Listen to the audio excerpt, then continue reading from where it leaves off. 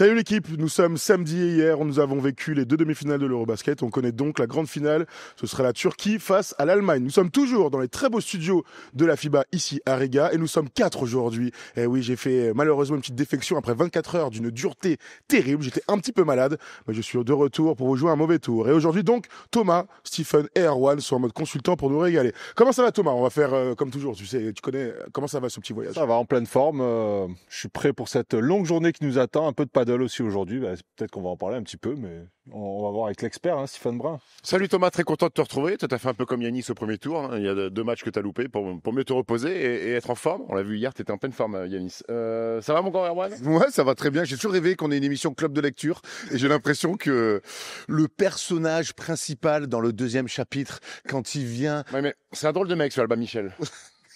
N'importe quoi. Bon, vous l'avez bien senti, hein. L'intensité de la relation en forme. mise simplement en valeur qu'à partir de la page 102.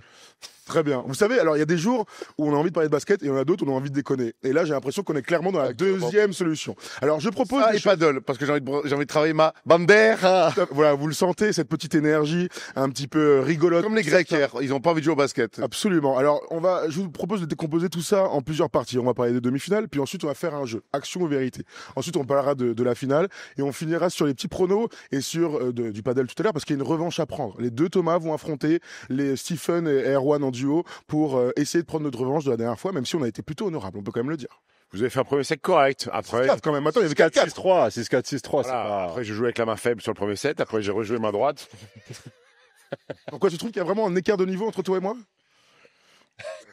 Il allait répondre. Bon, pour moi, on fait même pas le même sport, mais après... Ah ouais, d'accord. C'était ce mec-là? Moi, je suis sûr. Tu m'as détruit avant, j'ai été exceptionnel. C'est-à-dire, attends, je vais quand même le répéter, 30 mais minutes. pendant 40 minutes, je suis le 3e meilleur joueur sur le terrain. Et après, extinction. Après, Voilà. au bout de 40 minutes, c'était Kostas Lucas à la première rotation. C'est clairement le 3e coup gagnant. La balle, elle va de l'autre côté. Des retours exceptionnels. Qui était 4e alors? Qui était... Erwan, pas Thomas. I can respect my man. Vas-y, il va y avoir une vraie revanche. Allez, Pete Sampras, envoie le... Allez, on y va tout de suite. Je vous propose de commencer par débriefer l'énorme match d'hier soir entre la Grèce et la Turquie. Alors malheureusement, on n'a pas eu de match. Et on était venu dans la salle pour voir 2 matchs à suspense. On a eu 2 écarts. On n'a pas eu de money time. Mais je veux qu'on aille à fond sur les Turcs qui sont toujours invaincus. Tu me diras les Allemands eux aussi. Mais les Turcs Erwan sont venus faire le match parfait avec un game plan exceptionnel et peut-être un coach qui a outcoaché l'autre. J'ai l'impression qu'on a eu un petit peu, en tout cas le plan des Turcs paraissait simple. Ils sont défensivement autour de Yanis, mais ça a marché à la perfection. Mais plus qu'autour du plan défensif autour de Yanis, c'est les intentions, les attitudes des Turcs. Mais c'est ce qu'on voit depuis le début de ce championnat d'Europe, que ça soit face aux Serbes, que ça soit en poule, que ça soit en 8e, en quart, en demi. Les Turcs sont parfaits. Et hier, ils ont fait le match qu'il fallait. Entame, ils mettent 7-0 d'entrée pour commencer. On reviendra sur l'entame aussi des Grecs qui ratent 3 lay-ups. Et j'ai l'impression qu'au bout de 3 minutes, il n'y a plus de match. Et oui, c'est vrai, il n'y aura plus de match. Le quart montera jusqu'à 30 pions. Donc bravo aux Turcs, le sérieux des Turcs, la profondeur de banc des Turcs, le coaching des Turcs, même si on n'est pas tous d'accord sur l'impact, en tout cas, du coaching staff hier. On a vu une équipe surdominer les débats. On va évidemment parler un petit peu des Grecs qui sont passés complètement à côté, mais d'abord, énorme crédit à cette équipe de Turquie qu'on voyait comme un gros outsider et qui arrive le plus logiquement du monde en finale. Est-ce que la logique a été respectée quand on voit les éléments de chaque équipe sur ce match, Thomas? Moi, clairement, il n'y a pas eu photo. Je pense qu'on a tous été assez déçus de la physionomie du match. Voilà, on n'a pas vibré une seule seconde. On a compris assez rapidement que ça allait être très compliqué pour les Grecs. On a vu aussi que les 2 effectifs, la profondeur de banc de la Turquie, tout le collectif était largement supérieur à... malheureusement, en fait, il n'y avait que Yanis du côté de la Grèce qui, en plus, n'a pas été bon. Peut-être son pire match de la compétition. Je suis même pas sûr que ce soit le meilleur Grec hier. Ouais, un de ses pires matchs, peut-être en carrière. Il a été dramatique. On va revenir dessus, mais... Voilà, la logique, entre guillemets, a été respectée. Ils étaient légèrement favoris au vu de l'effectif, mais on est déçus quand même parce qu'on s'attendait à une grosse bagarre entre les 2 équipes et en fait, il n'y a pas eu. Au bout du premier quart-temps, c'était plié. Stephen? Moi, je suis extrêmement déçu par les Grecs parce que sur le papier, il y a pas 30 pions d'écart entre les 2 équipes. Donc, ça veut dire qu'il y en a une qui a fait une demi-finale et une autre qui est passée totalement à travers.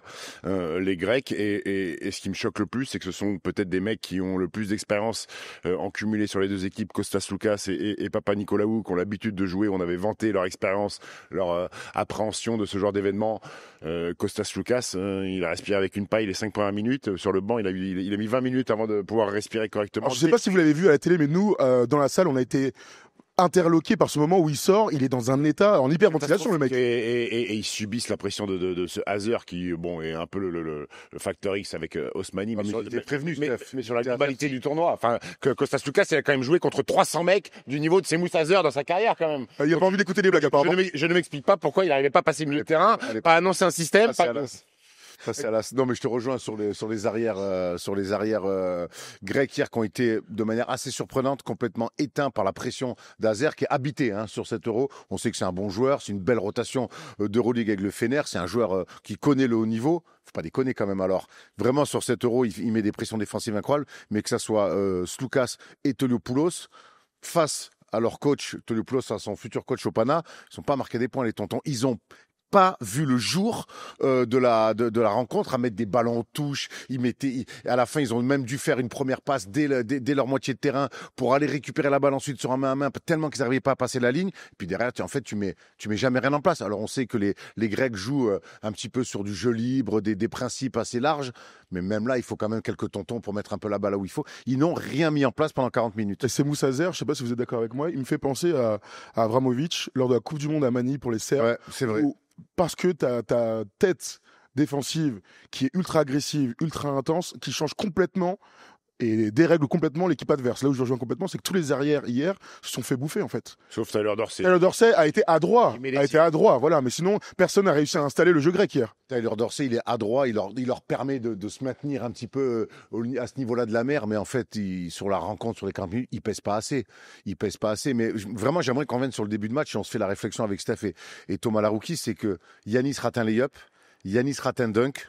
Alors, il y a un peu avec il y a du monde, mais c'est un dunk qui peut mettre. Et derrière, Sloukas va rater aussi un lay-up. Il rate, sur leurs 3 premières attaques, il rate 3 lay-up. 3 tirs. Oui, parce qu'il y a normalement, tu tournes. Sloukas, c'est un lay-up main droite, exactement. Dans la transition. Bon. Je sais pas, il fait pas. Et en fait, sur ces 3 lay-up ratés derrière, ils encaissent, avec Osmani notamment, un 7-0. Et en fait, on se dit, oula, mais ils y sont pas. Et ils vont jamais y rentrer. Mais je crois que ce début de match, alors c'est qu'un début de match, tu as le temps de revenir. Mais c'est l'impression qu'on a eue, c'est que ce début de match des Grecs ratés, ils vont jamais s'en remettre. Il y a quand même un gars à mettre en avant, évidemment, dans le match, mais dans ce début de match, c'est Ersan Osmani, qui en 34 minutes marque 28 points, 11 sur 15 au tir, 6 sur 8 à 3 points, 6 rebonds, 33 dévals, plus 30 de plus-minus. En fait, c'était KD hier. Ouais, il a été exceptionnel. Voilà, on s'attendait forcément à Şengün, Larkin, Osman, même si lui, il est très bon depuis le début du tournoi. Je pense que il a marqué des points aux yeux de beaucoup de monde sur tout le tournoi. Et encore une fois, la profondeur de banc a fait qu'ils n'ont pas pu résister. Et de l'autre côté, les Grecs, il n'y en a pas un à un moment donné qui peut mener la révolte et qui se dit OK. S'il y en a un, mais bon, il sert à rien quand c'est pas un basketteur, donc c'est dommage. T'as l'Aziz, le rugby, j'imagine. Qui dans l'attitude va amener, il lâche pas, il défend jusqu'à la fin, donc c'est bien d'avoir des mecs. Ouais, il le fait rentrer fin de première mi-temps, mais on voit tout de suite qu'en fait ils sont complètement mangés les meneurs.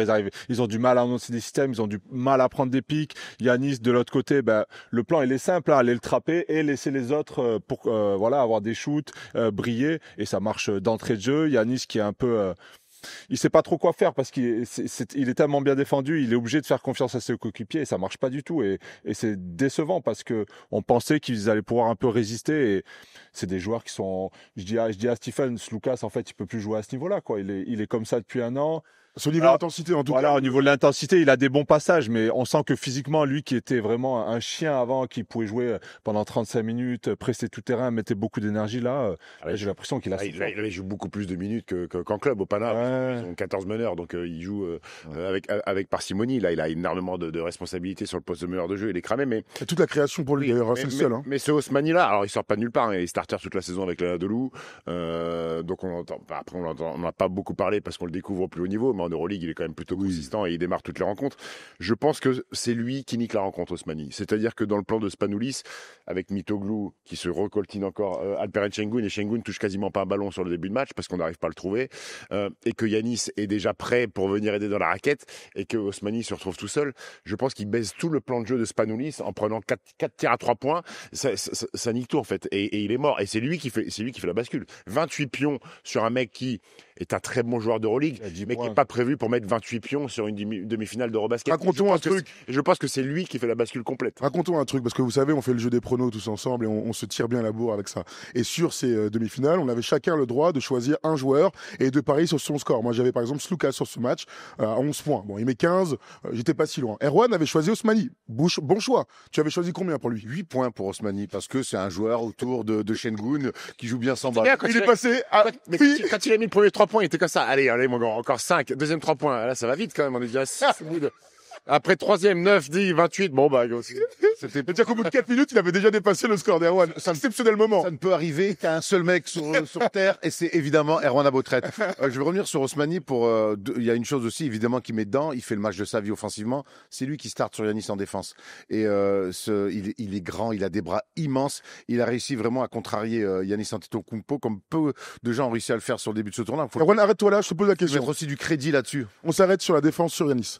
Après le match, Sengun en zone mixte a répondu aux questions des journalistes comme toujours et il a dit on connaît tous les qualités de Yanis, c'est un des meilleurs joueurs. Ouais, il a commencé, mais on sait aussi que son niveau à la passe parfois peut être, voilà, on peut le mettre en doute. En tout cas, c'était la perception d'Ataman et des Turcs.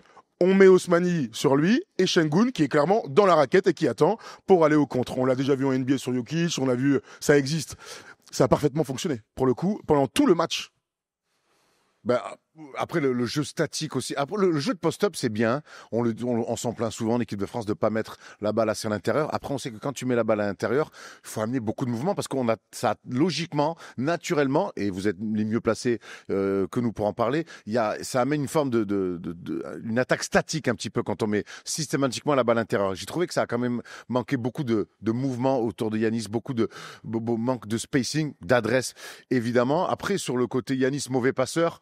Alors oui, c'est pas Jokic, oui, c'est pas Magic Johnson. Oui, c'est pas Sengun. Mais c'est pas Sengun, mais je trouve que c'est assez sévère. On le voit faire des skip passes, on le voit l'opposer. Après, j'ai trouvé que par contre que c'était très Mitoglou prend rapidement de fautes. Il est associé avec son frère Kostas, mais du coup Kostas quand il est associé à Yanis, bon là pour le coup le spacing il est vraiment tout petit. Et puis Kostas Lucas à l'opposé, à part Dorsey, il y a personne qui a sanctionné. Donc je trouve ça un peu. En tout cas, ça semble être leur game plan. Maintenant, oui, dans un contexte FIBA. On a vu Yanis, oui, effectivement, qui par la passe n'a pas réussi à dominer comme Sengun on a pu le voir dominer. Parce que pour le coup, Sengun, il a fait beaucoup de passes D pour Osmani dans les petits intervalles. Tu vois, sur le même. Oui, sur le jeu intérieur, voilà. parce qu'il venait doubler sur Sengun. Après, Yanis, c'est pas un piètre passeur.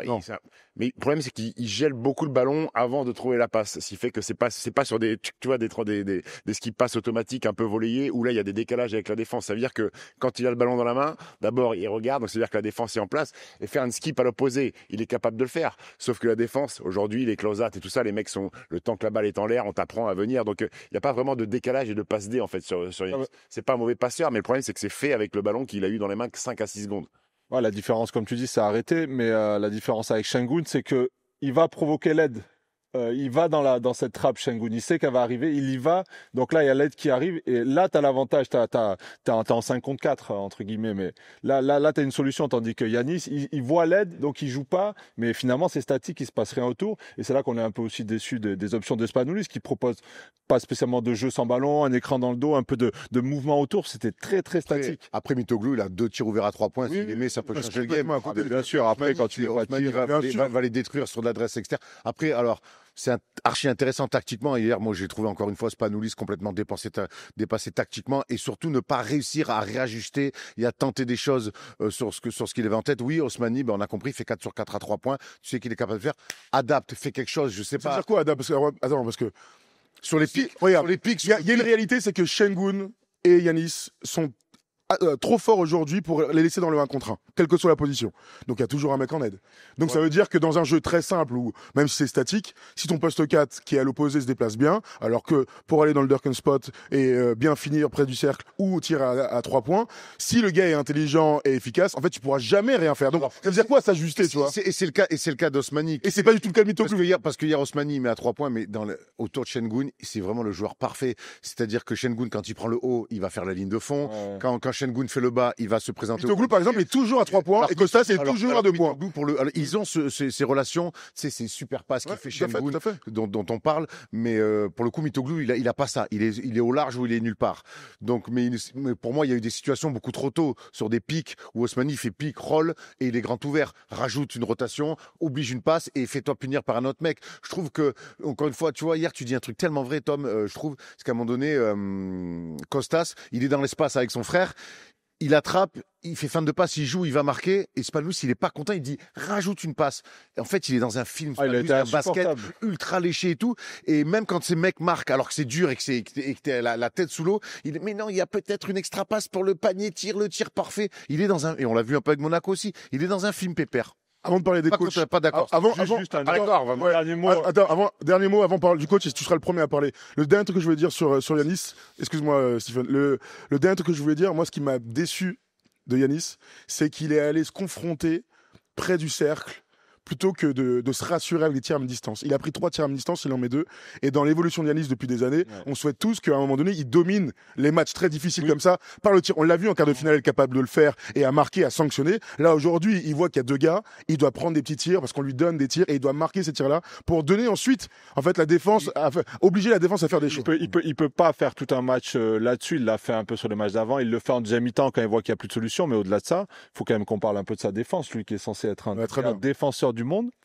Ouais, le début de match qu'il fait, il prend un drive d'entrée, je crois, sur Hazer, en un dribble, le mec va au lay-up, pick and roll après, il est dans la raquette, Yanis, Osmani, il filoche tout seul, je sais pas pourquoi il défend pas. Début de deuxième mi-temps, Spanulis décide de le mettre en bugne-à-bugne avec Şengün, il prend 2 post-up sur la truffe, enfin tout le match, il a été à l'ouest, défensivement, totalement, lui qui doit être des aides, il doit être le moteur de cette équipe, il doit montrer l'exemple, vraiment, il n'était pas du tout défensivement, il s'est fait marcher dessus alors qu'on dit souvent que c'est un des meilleurs défenseurs du monde et sur ça, vraiment aussi, ça n'a pas aidé la Grèce. Il a donné des aides aussi. Ah oui, des aides kata. Des aides Harakiri, là où il a pris où Osman lui fait la ligne de fond, donc voilà. Je vous rappelle quand même qu'il est à moins de 30 de plus-minus. Ça doit être son pire en carrière. J'ai pas l'info, mais. Pour revenir sur Spanulis. Allez, vas-y, ouvrons le truc des coachs, vas-y. Non, parce que moi, c'est un mec qui fait quand même demi-finale de l'Eurobasket. Je vous rappelle qu'avant l'Eurobasket, quand nous, les Français, on va là-bas et on les tape, il n'y a jamais un seul instant où je mets les Grecs en demi-finale de l'Eurobasket quand même. Donc il arrive avec une équipe qui est vieillissante, portée par un joueur hors norme en demi-finale de l'Eurobasket et peut-être médaillé de bronze parce qu'il y a le match pour la 3e place. Et il est battu par beaucoup plus fort, faut dire la vérité. Par beaucoup plus fort et beaucoup plus jeune et beaucoup plus frais. Donc je trouve ça un peu sévère pour un mec qui fait une finale de Euroleague et une demi-finale de l'Eurobasket de venir le chier dessus comme fait Erwan Abotrette. Voilà, c'est tout ce que je voulais dire. Non mais moi voilà. Alors attends, d'accord, mais hier t'as pas été déçu. Mec, il aurait pu trouver 350 ajustements, il serait fait casser la bouche pareil. Certes. Voilà. Mais il a le droit de tenter des choses. Tenter quoi, gros? Une box M3? Tu fais quoi, gros? Oui, Erwan, tu voulais une zone hier. À un moment donné, on une zone pour une équipe qui a 45% à 3 points, gros. Tu veux faire zone? C'était à 57% à la mi-temps. Tu veux faire quoi, gros? Attends, au bout d'un moment, vous me dites. Bagarre générale, en tribune, ouais, il a essayé, peut-être. Ah oui, il y a eu un début de bagarre générale, on peut vous le dire, en tribune. À la sortie, il y a eu quand même des gens qui ont couru, Ça s'est un peu chauffé, je peux Tu vois, Erwan, s'il n'y a pas de mort, de toute façon, c'est pas une bagarre. C'est pas vrai, mais on était juste à côté, ça a mis quelques tartes. Ça veut dire, Zarma, c'est un sous winners. Il en a vu d'autres, au Vélodrome. C'est sûr qu'à l'OM, on en a vu d'autres. C'est pas le sujet. Non, mais t'as raison que hier, Spanulis, il serait pu être Greg Popovich ou qui tu veux, il serait rien changé. Je te rejoins complètement là-dessus. Mais je trouve que dans ce qu'il dégage, dans ce truc, à un moment donné, c'est, je sais pas, il est dans un idéal de basket et je trouve que aujourd'hui, quand je vois tactiquement, je pense qu'il est bien plus évolué que ce que peut être Ataman, mais Ataman, il a un truc de patron, de boss. Le Deschamps, le Didier Deschamps, en fait, c'est le boss du groupe. Ataman, ça fait 25 ans qu'il coach, Spanulis, ça fait 3 ans. Ben oui. Alors, Erwan, hier, pendant le match, tu nous disais que tu avais l'impression qu'il y avait. Prends ça en compte un peu! Je ne condamne pas. Erwan, hier, pendant le match, tu disais que Spanulis avait été out-coaché par Ataman. Je trouve, en tout cas, que le plan Tourdianis, il est parfait parce que. Mais le plan Tourdianis, c'est le même que tout le monde fait. Ah oui. D'accord. Alors, et pourquoi là, il a marché plus que ça? Meilleure équipe. Bah oui. De toute façon, j'ai l'impression que dans cette émission-là, dans ce média, petit média basket qui est First Team, on peut jamais donner de crédit à des coachs. Moi, je trouve qu'hier, que le plan du coaching staff des Turcs, il est très bon parce qu'on parle, on vient attraper Yanis. Non, t'as Hazer qui met des pressions défensives de malade. Heureusement. On coupe. Ouais, mais en fait, Donc si t'inverses les coachs des deux équipes, la Grèce peut l'emporter en fait. Mais non, mais c'est là où t'es mauvais. Et Mec, c'est une bonne question. T'as la place d'Ataman, tu mets Aziar, tu le mets forcément sur Kostas Loukas, t'organises une. Non, même hier, j'ai juste dit que le plan des Turcs a très bien marché. Le plan, il est simple, mais il a bien fonctionné parce qu'il a été appliqué correctement par les joueurs. Mais aussi. Mais donc en fait, un coach qui a un bon game plan, on va dire oui, c'est normal. Mais je sais pas si ça a bien marché. Moi, il m'a pas sorti un truc révolutionnaire. Mais j'ai pas dit ça. Qui a parlé de révolution? Bah, c'est toi, gros. Ah bon, j'ai jamais employé ce mot. J'ai dit que Erwan. j'ai trouvé les Turcs parfaitement organisés et parfaitement disciplinés. Bravo les joueurs. J'ai envie de le dire. Bravo les joueurs. Bravo les joueurs. Bah, tout est lié de toute façon. Tu peux avoir le meilleur coach du monde si tu as des pipes sur le terrain et vice versa. Bon, Erwan, pour coacher Fos-sur-Mer l'année prochaine, Ataman ou Spanulis? Ataman en Pro B, je pense. Ce sera ni l'un ni l'autre. Allez, on avance. 94-68, c'était le score à la fin du match. Ils sont pas en N1. Si, ils sont N1, bien sûr. Descendu, putain, Je voulais dire l'OM, mais ça n'a aucun sens. Bon, voilà. Victoire donc des Turcs qui nous ont régalé. On passe à l'autre demi-finale entre la Finlande et l'Allemagne. Écoute, on n'a pas eu de money time non plus, mais au début du match, on a quand même senti les Finlandais dans une autre vibe. C'est pas du tout la même physionomie de game par rapport à la deuxième demi-finale. Les Finlandais étaient forcément moins forts, les Allemands étaient invaincus. Dites-moi, comment vous avez ressenti ce match? Les Allemands ont juste confirmé, j'ai l'impression, leur statut d'ultra favori dans cette demi-finale. Stephen? Non, parce que moi j'étais en train de travailler, donc le match je l'ai vu sur mon iPad. Donc. Alors pas Stephen, c'est vrai. C'est vrai que t'étais au Moscato Show. C'est que j'avais oublié que t'étais pas là, comme on est tout le temps ensemble. Thomas Larokis. J'espérais en tout cas que la belle histoire de la Finlande continue, mais quand les Allemands sont sérieux comme ça, disciplinés, en plus quand ils mettent dedans, ils sont quasiment injouables. Ils ont eu l'adresse tout le match. Je crois qu'ils sont à 11-23 à la fin du troisième quart-temps. Ils prennent soin de la balle, ils mettent du rythme. En plus, quand tu laisses courir Wagner sur du jeu de transition, quand Schröder est dans son match, même si parfois il a des relâchements comme il sait faire, il perd des petits ballons en début de rencontre.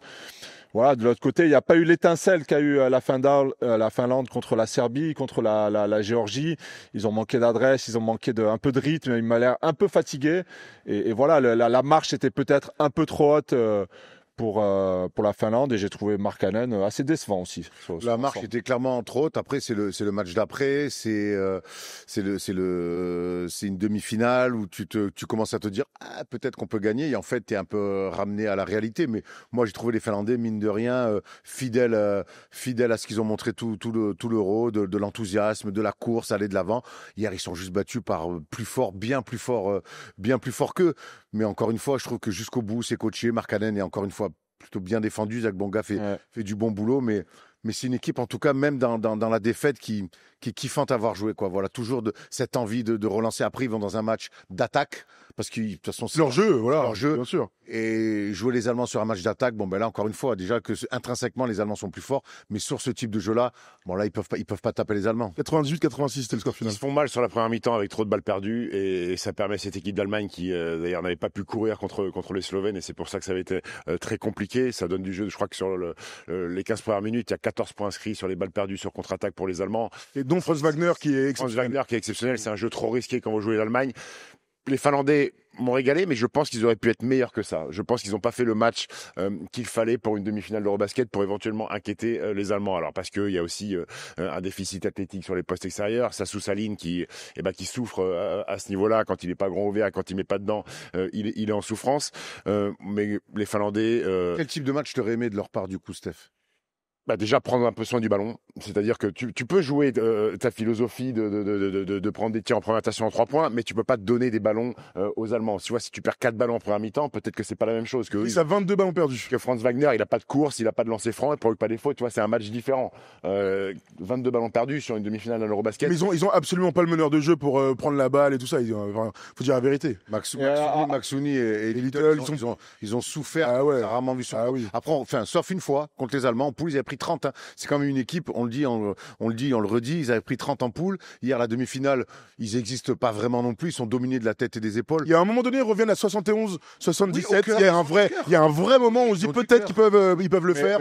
Mais après, au bout d'un moment, en face, il y a trop de talent. Des tirs exceptionnels. Andreas Hobbs. Il met 2 tirs à 3 pendant le match. Un tir qui met une petite giflette derrière la tête. Les individualités allemandes dans les temps faibles, ils ont été excellents aussi. En plus, la balle passe souvent par Jantunen. Il a été aussi bien. Je pense que le plan de jeu, c'était aussi de couper pas mal de la balle. Lui qui est un peu ce deuxième meneur de jeu sur le terrain, qui est capable de mettre dedans, de distribuer le jeu.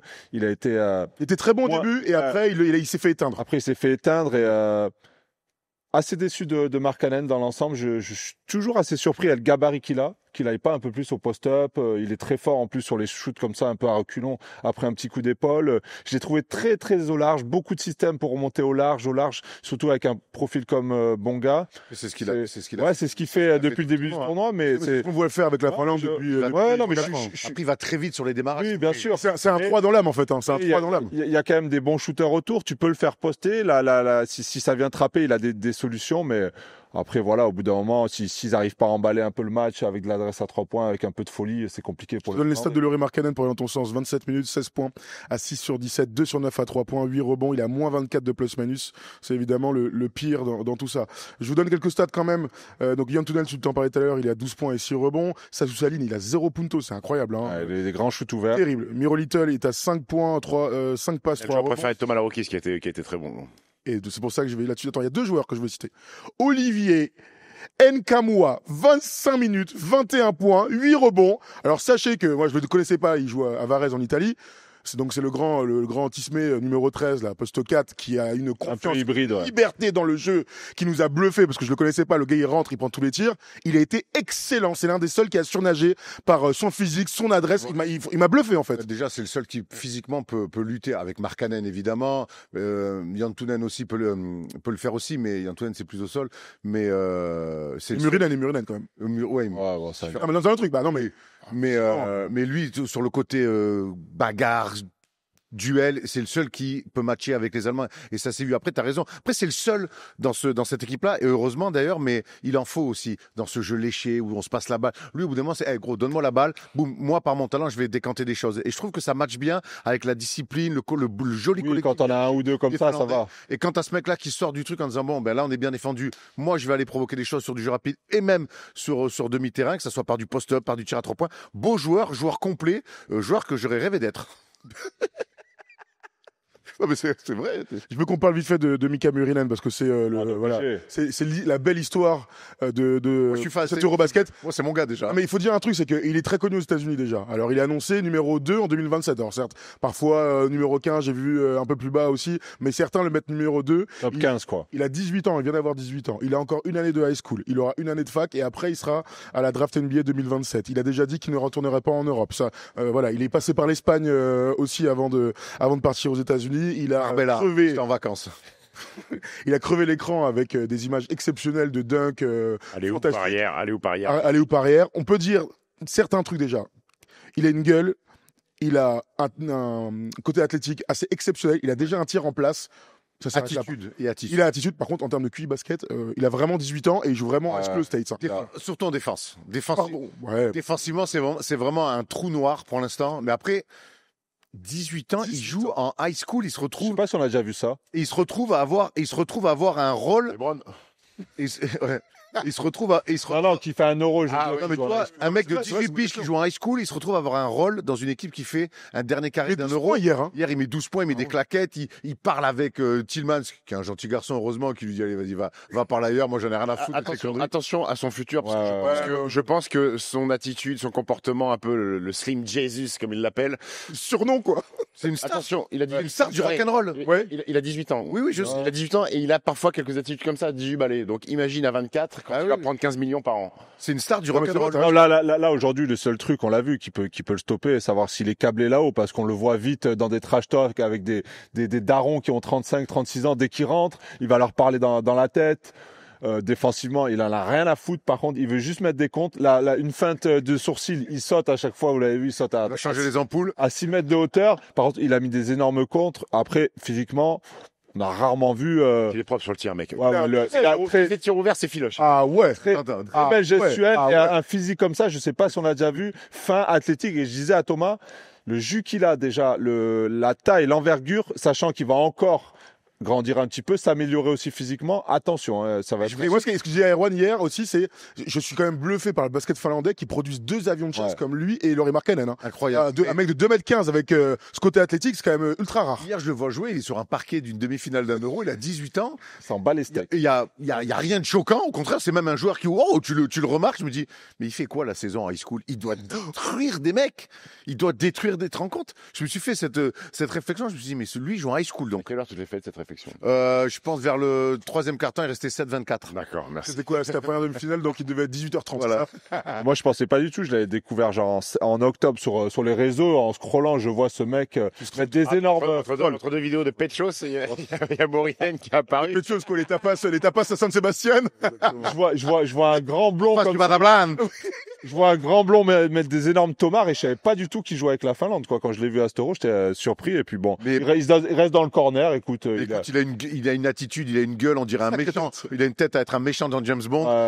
Moi, je suis. T'as raison. On est intrigué. Tu es conquis. Il m'a régalé. Ça me régale. C'est déjà une histoire. Ces histoires-là, il est spectaculaire. Après, c'est un mec qui va faire des histoires, c'est sûr. Il va y avoir du drama autour de ce mec-là. Je suis très curieux de voir la suite de mon. Lui, je pense que tu vas le revoir sur TikTok, mais c'est pas une action basket. Je te le dis tout de suite.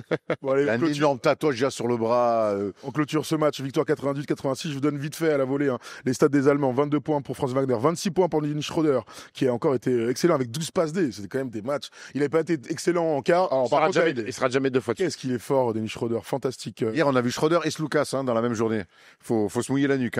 C'est vrai, t'as raison. Slukas, on est en train de le détruire. Il y en a un qui a 37 ans, il y en a un qui a 31 quand même. Il y a que 31, Schröder? Ouais. On a regardé. Vous avez vu Il chie sur des Grecs, gros. C'est pas vrai. Si, gros. J'étais pour les Grecs. T'inquiète pas, gros. Je vais t'envoyer Allez. avec son casque de water polo. Taisez-vous. Isabonga, et on va en parler forcément dans la prévue de la finale. 30 minutes, 10 points. Isabonga qui mérite, d'après ses coéquipiers, de retourner en NBA, d'avoir une seconde chance. No shit, guys. Il régale. Bravo. Défenseur d'élite. Ouais, mais pas que. Magnifique joueur. Il a progressé. Il connaît son rôle. Il est magnifique. Ça, c'est des mecs, c'est des plug and play. Tu les mets. Garde ça, Erwan. Garde ça pour la finale. Allez, on se projette sur la finale ensemble, donc les Turcs et les Allemands. Troisième place. Ok, alors juste un prono. Je vous donne les pronos Winamax pour le Grèce-Finlande. C'est heure française à 16h, 17h ici. On a plus de ici à Riga, Erwan. Donc Grèce-Finlande, 1,36 les Grecs pour aller chercher la première médaille dans la période Yanis Antetokounmpo. Les Finlandais à 2,40 pour chercher leur première médaille tout court. Un petit prono, messieurs. Grèce, je ne vois pas les Grecs être dramatique comme ça sur un match pour une médaille. Et puis physiquement, les Finlandais vont souffrir malgré tout. Ok, Stephen? Je sais pas. Je pense que les Finlandais se sont mieux remis de cette défaite en demi-finale que les Grecs, parce qu'il y a la défaite, il y a les 30 pions dans la musette, l'accumulation de la fatigue, peut-être un peu plus de fraîcheur côté finlandais que côté grec. Je voyais Yanis à chaque fois s'équiper de genouillères vibrantes à chaque fois qu'il est sur le banc. Bon, vibrante, c'est que les genouillères. Et j'ai envie d'aller sur la Finlande. Ok, Finlande, intéressant. Je sais que tu étais plutôt là-dedans, cette mouvance. Ouais, en fait, je me dis, c'est historique pour eux. Est-ce qu'on les reverra un jour à ce niveau? C'est une occasion, peut-être, de prendre la seule médaille, peut-être dans 30 ans. On ne sait même pas s'ils retourneront en demi-finale. Donc, c'est un jeune groupe, hein. Oui. Mais je pense que là, c'est une occasion pour eux unique. Et je pense qu'ils vont vraiment s'arracher là où les Grecs ont pris un sacré coup sous la tête. Un groupe. Normalement, c'est la France qui a la place de la Finlande, on le rappelle. Comment? Normalement, c'est la France qui aurait dû être à la place de la Finlande. Et donc, allez, je vais mettre. En tout cas, j'aimerais bien que ce soit les Finlandais pour la belle histoire. Allez, moi aussi, je vais vous suivre. Outsider de 40 Finlande. Comme toujours, si vous voulez nous rejoindre, ça se passe comme ça avec Winamax. Depuis plusieurs années, Winamax est partenaire de notre chaîne. Et avec eux, tu peux utiliser ton expertise pour gagner de l'oseille en pariant sur toutes les compétitions de basket. Sur les matchs, mais aussi, et ça on adore, parier sur les perfs des mecs. Tiens, je sens bien qu'un Serbe va faire un triple-double. Paris plutôt safe. Tu peux aussi miser sur qui sera le meilleur scoreur, le meilleur passeur, et même miser sur les duos. Bref, l'offre basket Winamax n'a jamais été aussi complète. En plus, ton premier pari peut être remboursé en cash à hauteur de 100 € maximum. Et vu qu'on est sympa, on t'offre même un petit bonus de 10 € lors de ton premier dépôt avec un code FT10. Plus d'infos en description. On rappelle quand même, le plus important, c'est strictement interdit aux moins de 18 ans. On est là surtout pour s'amuser. Les amis, on se projette sur la finale. Allez, on a été très long parce qu'on est en pleine énergie. Malheureusement, on va devoir squeezer le Action et Vérité que j'avais prévu. On le fera peut-être dans le débrief de la finale. Donc, on vous a proposé quelques clés. Vous savez quoi? Je vais même vous donner les cotes pour commencer là-dessus, pour vous donner un petit peu ce que pensent les traders. Sachez que les Turcs sont cotés à 1,94 et que les Allemands sont favoris à 1,56. Voilà, pour que vous ayez ça en tête. C'est plutôt logique avec les derniers résultats allemands. Voici les clés. Hazer versus Schröder. Ça va être intéressant à suivre. La réussite à 3 points, forcément dans les grands matchs de basket. Wagner versus Şengün, qui va sortir le match qu'il faut et qui sera le facteur X. Erwan, tu pourras nous parler de Isaac Bonga si tu le souhaites. Commençons par le duel de meneurs de jeu. Tout à l'heure, on parlait de Hazer qui était exceptionnel, qui a éteint Sloukas. Est-ce que quelqu'un est capable de limiter Schröder? J'ai l'impression que ça dépend que de Schröder, non? Donc, quand on le voit jouer, en tout cas, il a l'air tellement facile, tellement en contrôle. Il se permet même quelques petites friandises dans des moments un peu chauds. J'ai l'impression qu'il a une marge incroyable, Dennis Schröder. C'est l'impression, en tout cas, qu'il dégage. Maintenant, il va prendre, je pense, tu as raison, le meilleur défenseur sur les postes arrière du tournoi. En tout cas, celui qui a eu le plus d'impact sur les adversaires.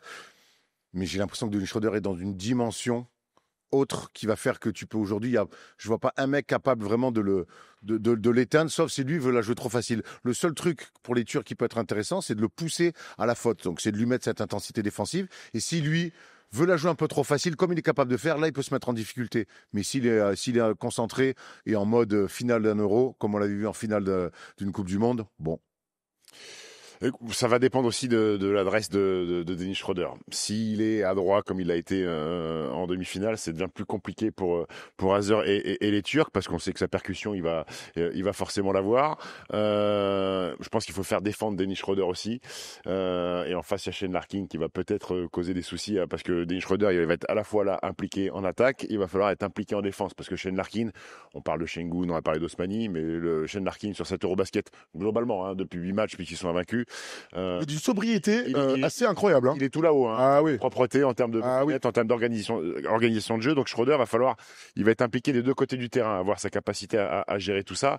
Sachant que c'est pas Hobbs qui va défendre sur. Enfin, je veux dire, Schröder va être obligé de défendre sur Larkin. Enfin, c'est pas Hobbs qui va s'envoyer sur Larkin a priori. Non, je pense pas. Donc Dennis, la clé de ce match, c'est si Dennis y met dedans en fait. Ok, très bien. Tu dis quoi toi?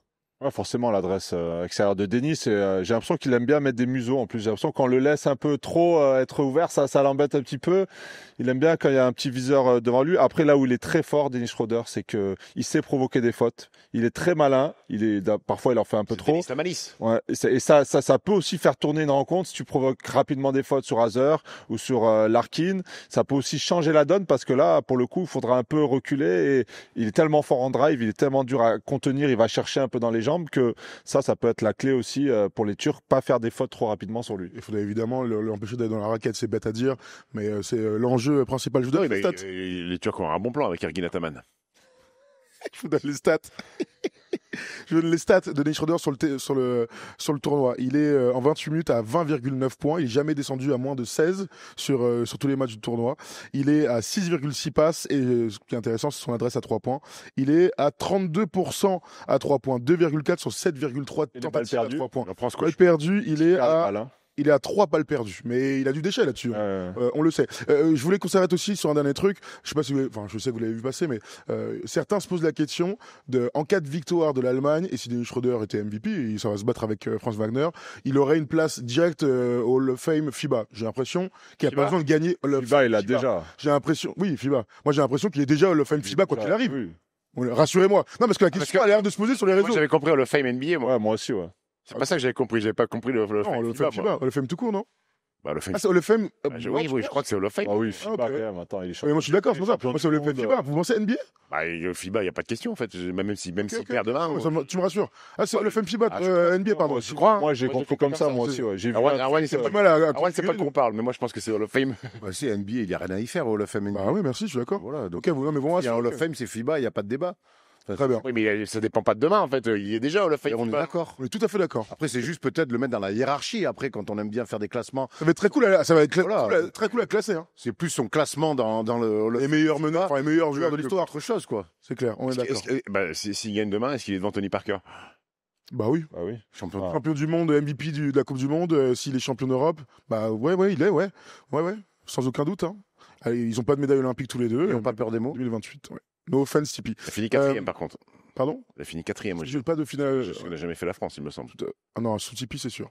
Je vous mets le petit face-à-face, ce petit tableau là. Regardez, donc les deux équipes sont invaincues sur la compète. L'Allemagne est la meilleure attaque. Ils sont premiers aussi au nombre de 3 points marqués. Vous avez les stats de Franz Wagner, plus de 21 points, 5 rebonds. Côté Turquie, ils sont 3e au nombre de points, 2e au nombre de passes. Et ils sont à 45% à 3 points. Donc ça, c'est évidemment la stat qu'on va tous regarder. Qui va remporter la bataille de l'adresse, messieurs? Thomas Larokis. Elle est très dure cette question parce qu'on pourrait jamais savoir. On ne sait pas comment ils auront dormi la veille, hein, les mecs. Wagner et Schroeder ont été plutôt en réussite. Après, ils ont toujours du déchet parce qu'il y a quand même pas mal de volume. Mais j'ai l'impression que la Turquie à 3 points, et ce qu'on a vu hier, forcément, ça fausse un peu le jugement. Quand tu mets 30 points à la Grèce, que tu es au-dessus, que tout tombe dedans. En fait, ça peut tourner dans les deux sens. C'est des shoots bien amenés. J'ai l'impression que la Turquie a quand même plus d'options peut-être à 3 points, même si on a vu Da Silva mettre dedans aussi hier. C'était bon. On était fort hier. Hein. Il y a du monde des deux côtés. C'est quoi exactement ta question? La question, c'est qui va faire, enfin, de quel côté la pièce va tomber en termes d'adresse. Quand tu penses à la structure de jeu, ce qu'on a vu de tous les matchs depuis qu'on est arrivé. Ça va.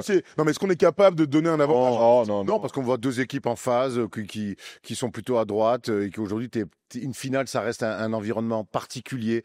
Donc après, avantage aux Allemands parce qu'ils ont plus d'expérience. Mais je vois aussi quand même les Turcs. Je vois un joueur supérieur qui est Şengün. Et je vois des mecs quand même qui ont un vécu. Alors peut-être pas en équipe nationale, mais chacun à leur façon dans leurs équipes et avec l'Euroleague ou dans d'autres compétitions. Donc je vais dire avantage aux Allemands quand même. Mais les Turcs, je les trouve très très en phase sur leur tir externe. Stephen, la clé numéro 3, c'est Wagner versus Şengün. Évidemment, pour se recentrer le débat sur deux des mecs les plus importants. Est-ce qu'il y en a un des deux qui est capable de passer à côté de cette finale? Ce serait dur, hein, ce serait très dur. Mais bon, on a vu Yanis rater. Franz Wagner a plus peut-être la capacité à être moins impactant que Şengün. On le voit hier sur le scoring, il est moins impactant que ce qu'il a sur la totalité du tournoi. Mais il y a 12 rebonds, il y a 5 passes, il y a 3 interceptions, il y a des choses à côté. Alors je dis pas que Franz fait rien à côté, mais Franz, s'il n'est pas 24-25 points, c'est pas Şengün peut impacter un match sans mettre 25 points. Si Franz Wagner met pas plus de 20 points, est-ce qu'il impacte la même façon de match? Ça lui arrive pas dans le tournoi pour le coup. Voilà, donc moi j'ai envie de te dire que c'est plus du côté Franz Wagner qui peut éventuellement passer à côté de sa finale plus que Şengün. Duel intéressant entre Cedi Osman et Franz Wagner pour le coup. Hein. Clairement, ça va être intéressant parce que Cedi Osman, il est dans un rôle différent de ce qu'on le voit au Pana. Il a moins la balle, il se cache beaucoup. Il est très fort dans le jeu sans ballon et en bout de chaîne pour mettre à 3 points. Il est très en phase pour les finir, il est très en phase dans son tir. Donc ça va être aussi intéressant défensivement. Pour un mec qui ne veut pas jouer. Hein. Bravo Ergin Ataman, joli coup de bluff. Je vous pose la question sur la défense sur Şengün, vous faites quoi du coup? Daniel Theis et Isaac Bonga sont les préposés. Est-ce qu'on fait classique pivot contre pivot? Est-ce qu'on essaye un truc? Attention avec Isaac Bonga quand même de le mettre sur Şengün, c'est aussi peut-être ne pas le il va morfler physiquement. Il sera pas. C'est Daniel. Il risque de prendre des fautes. C'est Daniel qui va commencer. Il aime bien ça. Par contre, c'est intéressant, c'est que moi, Şengün, Osmani, c'est très grand, très haut. En face, il y a Daniel Theis qui a un vrai intérieur un petit peu aérien. Derrière, après, c'est Oscar Da Silva. Lionel Stiman qui est plus au sol. Sinon, il y a Lonkratzer, le boucher charcutier. Il n'est pas rentré au dernier match. Les deux derniers matchs d'ailleurs. La bataille, toujours très sympa par contre. La bataille intérieure et la bataille au rebond, ça va être très intéressant parce que les Turcs, ils sont très compliqués à contrôler. Et tu penses que les Turcs ont un vrai avantage? Oui, de taille en tout cas. Rappelez-vous, sur le quart de finale, les Allemands sont dominés au rebond par les Slovènes. Oui. Bon, ils se font charcuter au rebond offensif. Hein. Ils laissent beaucoup de rebonds offensifs, les Allemands, sur le quart et la demi. Ok, très bien. Dernière clé, qui sera le facteur X? Alors là, j'ai envie que tu me... La liste est longue, hein. La liste est longue, mais alors dis-moi qui sera en sortir un. Et ça te donnera peut-être un peu ton prono en même temps. C'est bien que Obst, il sorte un petit peu un match complet dans son tournoi. Il est plutôt vraiment en mode je contrôle et il vit grâce à son poignet exceptionnel. Et il arrive chaque fois, que ça soit sur le quart, sur la demi, on l'a vu plier les matchs. Mais je le trouve quand même plutôt un peu en retrait par rapport à ce qu'on a pu voir à la Coupe du Monde ou à l'Euro en Allemagne il y a 3 ans de ça. Donc Obst a bien le profil aussi, je trouve, par rapport à... Parce que c'est une finale se joue forcément sur l'adresse par moment. Et lui a le bon profil pour moi. Andreas Obst pour Erwan. Stephen. Écoute, j'allais dire Obst, mais tu l'as fait parler en premier, donc il m'a devancé. Un autre joueur, chez les Allemands, un facteur X. Je veux dire Daniel Theis. parce qu'il va avoir un rôle prépondérant à jouer défensivement, même si c'est un facteur X, c'est pas vraiment un facteur X parce que le tournoi il était énorme, hein, c'était le pivot titulaire des Allemands, mais je pense qu'il va impacter cette équipe turque par son activité, son rebond offensif, sa dureté, et j'aimerais bien le voir prendre très peu de tirs à 3 points, Daniel Theis. Pas du tout dans le tir à 3 points. Alors qu'avec Monaco, Ah oui, oui, oui. alors il est très bon sur le short roll. Est-ce qu'on peut le voir parce que Şengün va être impliqué sur la défense pick and roll notamment. Donc je pense que Daniel Theis peut faire la petite bascule pour les Allemands. Alors reste côté allemand où je poserai la question pour les Turcs parce qu'ils ont dit que des Allemands. Un autre joueur à mettre en avant. J'en ai un moi si tu veux. Hein. Alex Monbrou, par sa capacité à. Alex Monbrou, on a appris qu'il était hospitalisé encore. Hein. Non, ça. À l'inverse, c'est un drôle. Si, il est reparti à l'hôpital. Arrêtez conneries. Non, C'est là hier, il c'était était un là poste hier. à l'ancienne. Ouais. Qui m'a montré ça encore Je lui dis, mais gros, c'était fin août. Il me montre un poste de fin août, Il gros. était au match hier, gros. Ah, il me montre un Oui, poste tu de m'as fin montré août. après. Putain, mon brou, Ah, il est à l'hôpital. J'étais inquiet pour lui. Il a un an s'arranger sur mon compte, il est content. Alors moi, je vais vous sortir On un peut mec. rigoler ou pas? Non. Dans les moments où les Allemands. Ah, non, dans les moments. J'en ai, attends. Attends, non, tant pis. Oh, voilà, putain, ça attends, fait c'est moi chier. qui décide. Allez, vas-y. Non, bon gars, voilà, il va être. Forcément, il est un peu laissé parfois tout seul à 3 points. Les soirs où il met dedans, ça change quand même la donne côté allemand parce que défensivement, tu peux plus trop faire l'impasse. On sait qu'il est capable de passer un peu au travers à 3 points parfois. Il est aussi capable de mettre. C'est un petit peu Très fort dans les grands moments, on se souvient. Ouais. Oui, t'as Donc, raison. bon gars, s'il a l'adresse à 3 points. L'un des gros changements pour les Allemands, c'est évidemment le fait que, alors avant sa blessure, Voigtman. Isaac Bonga était déjà mis dans le 5 majeur, ce qui fait que leur 5 majeur est beaucoup plus fort en défense, sans aucun doute. Voigtman a toujours apporté son QI basket, son adresse. Alors malheureusement, il manque, hein, mais je les trouve encore plus forts avec un joueur comme Bonga dans le 5 parce que ça lui donne de la confiance et parce qu'il est fiable à 3 points maintenant. Il y a quand même un truc, t'as raison, il est souvent laissé tout seul dans le tournoi, dans les grands moments. Il passe jamais à côté Isaac Bonga. Non, moi, mon gars, c'est Maodolo. Ah oui, très bien. Maodolo dans les moments, alors il n'a pas été bon sur la demi-finale, ils n'ont pas eu besoin de lui, mais sur le match précédent où ils sont en struggle de ouf, c'est Maodolo qui est par moment, par sa qualité de 1 contre 1, ses crosses, etc., arrive à donner un petit peu de donner un petit peu d'adresse et d'allant. C'est vraiment, on est vraiment. Allez, c'est toi qui vas commencer, tiens. Un petit facteur X turc en rapide, vas-y. Et après on passe au prono. Je vais mettre Larkin. Écoute, il va falloir qu'il sorte un gros match. J'ai envie de le voir scorer. J'ai envie de le voir agressif sur les pick and roll. J'ai envie de le voir efficace, plus au-dessus de 20 points. Je pense que ça va être un gros duel avec Schroeder. Et le duel des deux meneurs des deux côtés, franchement, il est super. Hazer, Larkin contre Schroeder, Maodolo. Je pense que ça va être aussi le choc à voir sur ce match. C'est difficile de trouver un facteur X parce que je connais Molustik, Ergin Ataman. Sur un match de finale, je suis pas sûr qu'il y ait beaucoup de rotation pour la Turquie. Je vais prendre le professeur d'escalade. Il faut en choisir un. Sipahi qui va mettre 2 tirs à 3 points et qui ça. Sans si c'est pas I, c'est un autre. Hein. On l'a pas vu du tout à son avantage sur la demi, on peut le dire. Ah non, pas son moins bon match. pas besoin. Après, il a dégringolé dans la rotation. Hein. Ouais. C'est Hazer qui est. C'était une paroi en 6A et c'était un peu compliqué pour lui. Ça, c'est des rêves d'escalade. Avec le baudrier. N'importe quoi, Erwan, tu dis quoi, toi? Moi, je vais rester sur Osmani. Parce que le profil en face. Osmani va 0 points, quoi. Ça serait incroyable. On lui souhaite évidemment pas. Mais vraiment, ils vont devoir défendre fort sur Şengün. On voit que ça laisse beaucoup d'espace. Et on le répète. Alors oui, il est à droit, il est capable de mettre des tirs, on l'a vu, mais c'est un joueur ultra intelligent dans le déplacement quand on vient trapper ou quand on vient donner des aides un peu trop franches sur Osman. Ouais, mais lui, il est, je sais pas, c'est un mec en fait qui va pas se frustrer s'il est à 0 points dans le carton. Quand je te dis un facteur X, c'est pas forcément un mec qui va remettre 20 points ou 25. Je te parle d'un mec qui défensivement va asseoir du rebond, va mettre des comptes, va gêner par la taille. Moi, autour de Şengün, il est, parfait. Je pense que si Şengün rayonne aussi bien à l'Euro aussi, c'est parce qu'il est associé à Osmani. Après, il va devoir aller au large, là. Et oui. Avec Bonga ou ces mecs-là. Et Timan qui tire à 3 points. Et on verra. Il y a un truc que je peux dire, c'est que les Grecs, défensivement, globalement, en termes d'intensité, ils ont été catastrophiques. Les autres, ils se sont baladés tout le match. Et les Allemands, ça n'arrivera absolument jamais avec nos amis Erwan, comme tu les appelles. Et ça va dans le sens de Steph où Ataman va réduire à fond ses rotations. Ouais. Donc, voilà. On va finir. Mombrou alors, il sort quand de l'hôpital? Je sais pas, faut demander à Erwan, il a des Il est infos. déjà sorti sur le banc. On va finir par 2 trucs. On va finir par les pronos, mais j'aimerais finir par un truc. On a été particulièrement agréablement surpris par les ambiances des demi-finales, des quarts déjà, et des demi-finales. Les Finlandais sont venus en nombre. classique. Les Grecs sont venus, ils étaient ultra nombreux. Les Turcs avaient un cop de folie.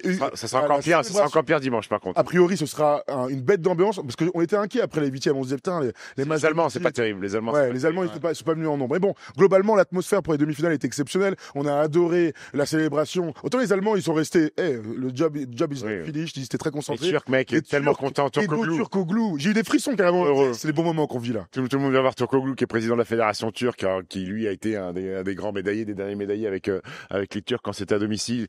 Il est là, il est au bord du terrain, tout le monde va le voir, un gros câlin, il fait des bisous aux joueurs. Tu sens que ils ont été sevrés pendant un paquet d'années et que cette réputation de on est bon que quand on organise les compétitions, et ben là ça fait du bien d'être à l'extérieur, à Riga, de surfer sur la vague de sa superstar Şengün et d'être à minima médaillé d'argent. Donc il y avait beaucoup de bonheur et beaucoup de partage chez les Turcs. Et c'est une très belle équipe de basket et c'est, je crois, une fédération qui bosse bien depuis des années aussi.